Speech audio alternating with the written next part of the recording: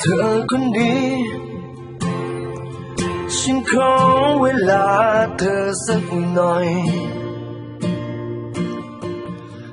ก่อนที่เราจะไปต่อด้วยกันเธอคนนี้ให้ฉันได้พูดอะไรสักอย่างใช้เวลาแค่ไม่นาน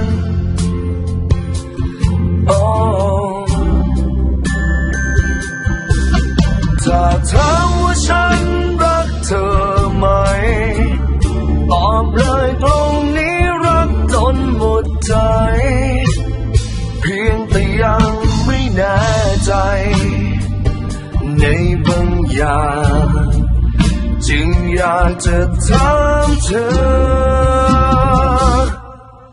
ทำไมมีชุดวิวาให้เธอได้ใส่ไม่มีแหวนวงใดให้เธอได้สวมไม่มีงานเลี้ยงไม่มีตัดเค้กไม่มีสินสอดแพงให้เธอไม่มีการด้วยพรใดๆสักใบไม่มีเลิกยามดีให้เธอได้รู้กำหนดแล้วเธอจะรักไหมอยากจะรักฉันไหมความรักจนของคนคนหนึ่งซึ่งมันไม่มีอะไรจริงๆนอกจากเธอ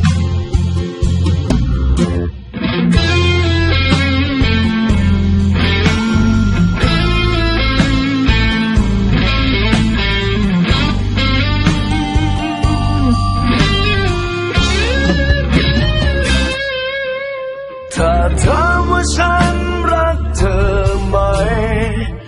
ตอบเลยตรงนี้รักจนหมดใจเพียงแต่ยังไม่แน่ใจในบางอย่างจึงอยากจะถามเธอ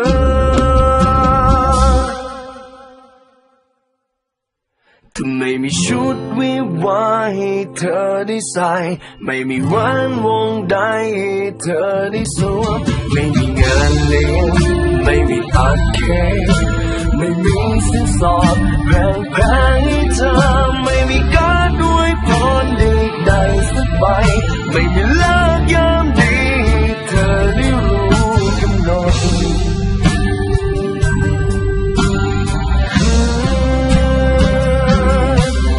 ไม่มีชุดวิวาให้เธอได้ใส่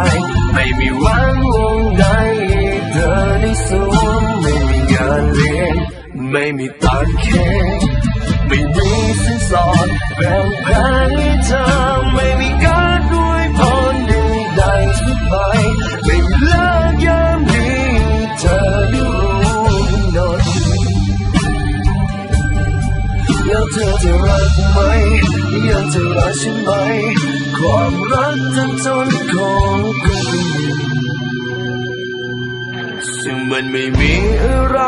จริงๆนอกจากเธอ